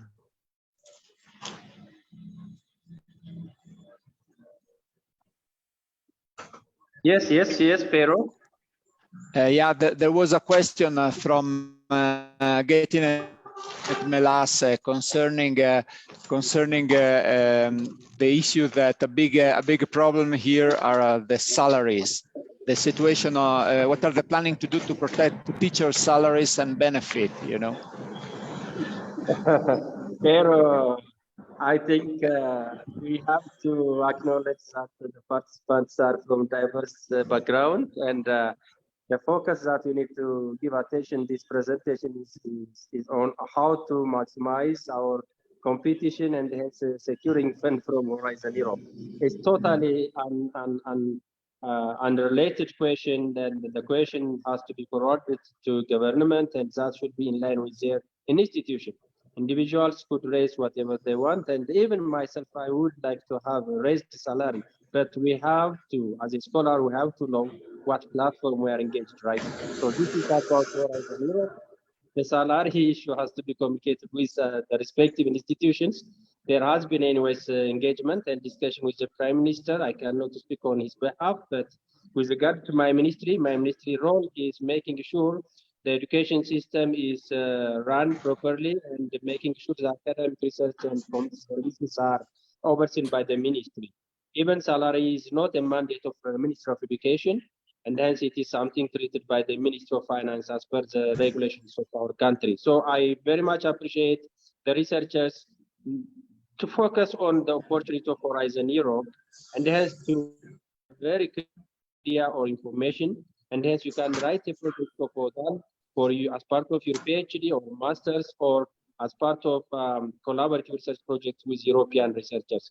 So I think it is a very related topic, and sometimes we need to skip such questions because we know this platform is for Horizon Europe.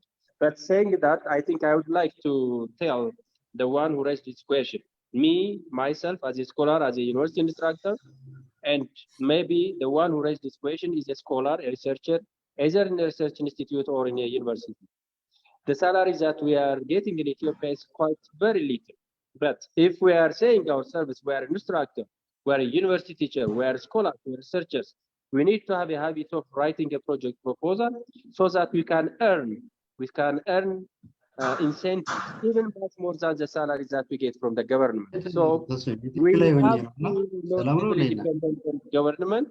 We have to write a proposal, and then it is up to us to benefit ourselves as an incentive or to promote our career opportunities. Thank you, Pero. Back to you. Thanks, Solomon. Very clear question. Very clear reply. Let's see if Bedilo, can you talk? Bedilo Abebe? No, it's Hamed. Somebody else can make questions. Okay, there is Dibulu. Please go ahead. Hello, everyone. Can you hear me? Yes, sir. Okay, thank you for the opportunity and also for the clear presentation on the program on Horizon Europe 2020. So I have a very few questions. I am from Adama Science and Technology University. So my question is like, what is the... Can you hear me? Yes, we can hear you. Somebody else should unmute himself. Yeah. Okay. Now you are muted too. Yeah. Please go ahead. Yeah. So can you hear me? Yes, we can. Thanks. All right. Thank you. Yeah. So my question is regarding the supporting SMEs and the innovation ecosystem. So what is the level of what is the stand of the Horizon Europe when it comes to supporting and enhancing the technology outputs from higher education and also from TVES in general in order to foster the SMEs and the innovation ecosystem in general? Thank you. Okay, this is a very important point. As I mentioned, we have been working a lot on setting up this innovation agenda for Africa and for the interaction between Africa and Europe. I would suggest, Hamed, if in the chat you can write the link to the innovation agenda. And this provides a lot of information how we see the ecosystem involving African but also European SMEs, how we see the key areas where this could be developed. We also supported and indicated some actions that could be taken in different areas on the short, medium, and long term, and this can be useful. Well, we had a meeting 2 months ago in Nairobi, where we discussed about this. But what I think it can be of your interest, depending on your area, also to see how we foresee next steps. Another issue that you could follow is the program Enrich in Africa. Hamed, if you can be very kind to also to write this link. And this is a program where well, I think the headquarters is based in Cape Town, but they are very active. As I mentioned, here it is, a Rich in Africa project, and I think can be useful to follow this opportunities. Then, as I say, well, there are different platforms. There are topics where a strong level of innovation is requested. In Europe, we have a definition that is TRRL. That means level of readiness to the society, and basically this is going from 1 to 8.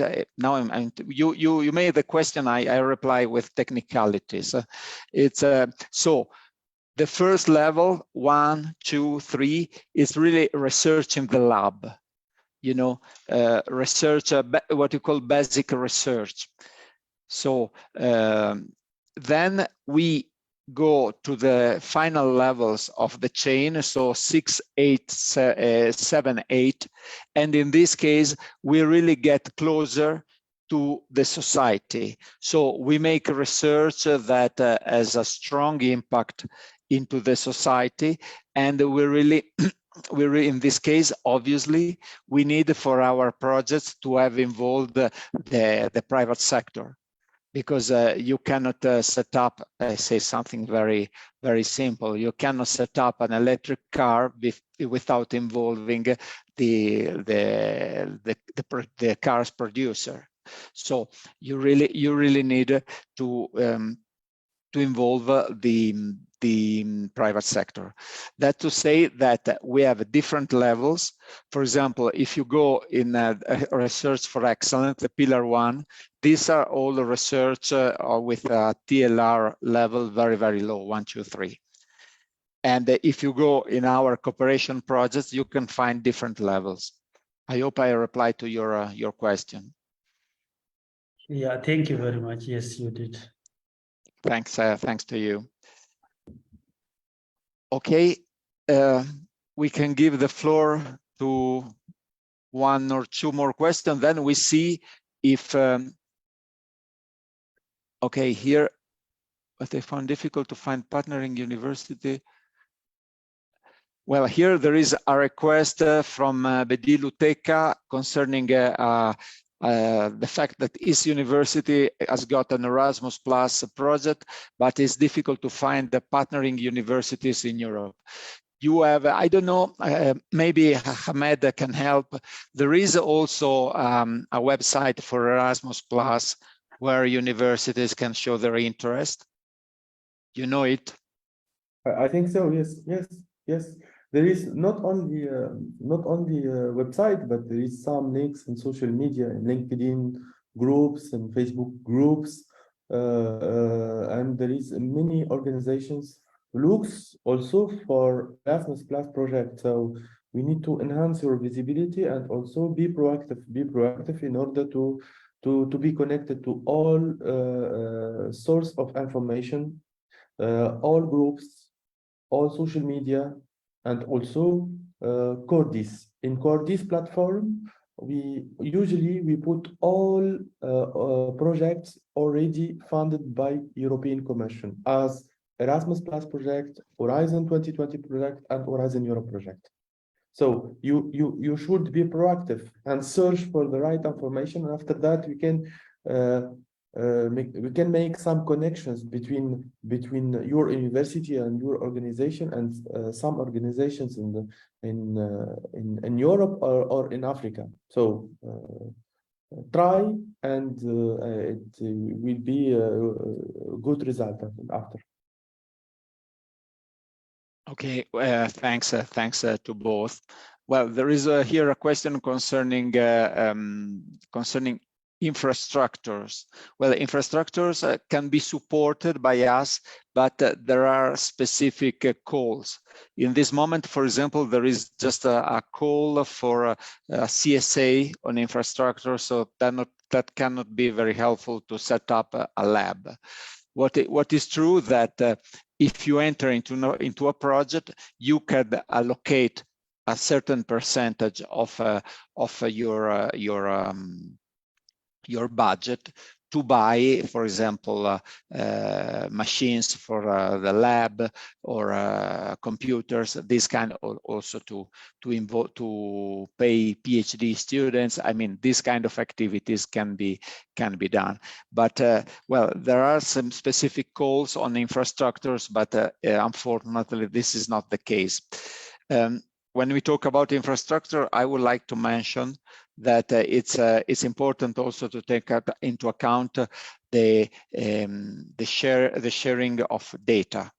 So we can consider also infrastructure to have access to a huge amount of data that are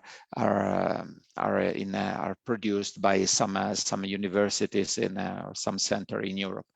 And on this issue, I would like to remark also that the open access is also one of the issues we are very active. We are working a lot on the opportunities for any university, for any research center to have access to international journals, because we all know that this is an important step to know what is happening outside, to know who are the main scientists in the different areas, and to get involved in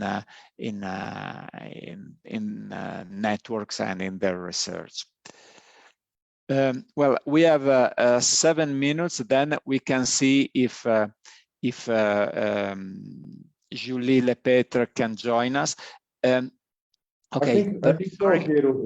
It's not possible for Julie to join us. Okay. It's not possible to make it. Yeah, I just saw the message straight away. Yeah. But okay.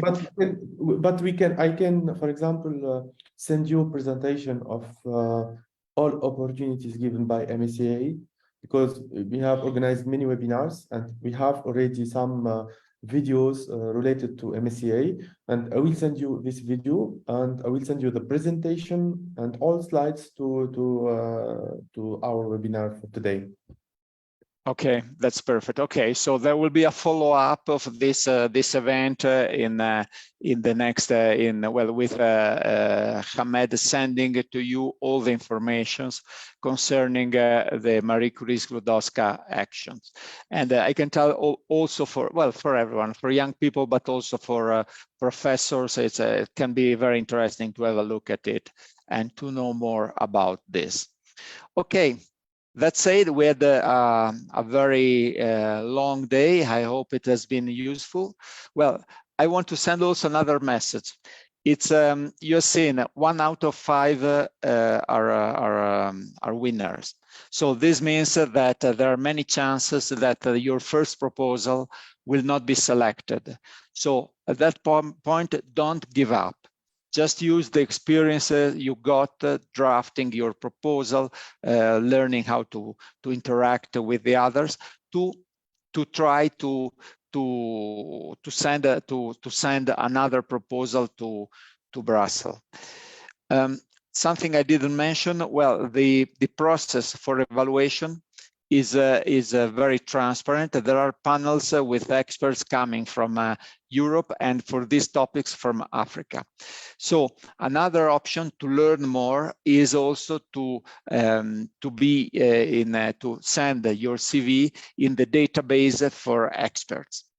This can be interesting also because this offers you the opportunity to debate with the Europeans and really to understand the background, the way these projects are evaluated. So this can be also useful the moment you have to write a proposal. And by the way, well, now many things are happening virtually, but there are also chances to be invited to Brussels to debate with the other expert of the panel, and obviously this is a paid job, so it's also interesting from this point of view. Okay, well, I don't know if Solomon, Hamed, you want to add something?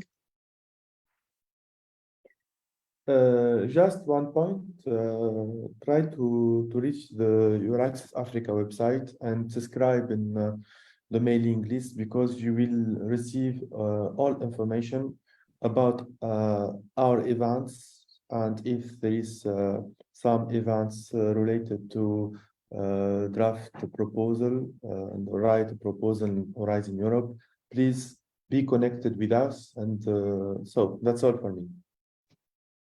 Super, many thanks. Solomon?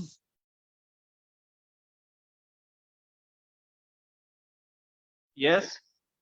You want to conclude, to say just a few words? We are handing up. Thank you very much. Thank you, Pero, and thank you, Ahmed. It was a great time that we had enough information about the Horizon Europe opportunities, particularly for Ethiopian researchers. I hope our researchers working at the research institutes and higher education institutions have get ample information. If not, I think I'm here as an NCP. I will try to provide all the information or forward every time I have get opportunity or calls from Horizon Europe. And to stress what I have said earlier, I think it is up to us to address our interests in raising incentives or in promoting our career promotions. So if you are competing and following very closely for funding opportunities from Horizon Europe, I think there is a high chance that we can promote our career. And of course, there is a high chance to collaborate and build collaboration with European researchers and research institutions. Saying that, thank you very much, and it's my great appreciation for EURAXESS Africa and the European Union Delegation Office for the EU for organizing this specific event for Ethiopian researchers. We'll have some other events, workshops, or conferences on funding opportunities provided by Horizon Europe. And I hereby kindly request all our researchers to keep in touch and to closely follow all the calls from the Horizon Europe portal and from the Google group and the email addresses that I am usually forwarding to various institutions in Ethiopia. Thank you very much. Back to you. Thanks a lot, Solomon, and thanks a lot to all of you. Keep in touch and participate. Bye-bye. Thank you. Bye-bye. Thank you. Bye-bye.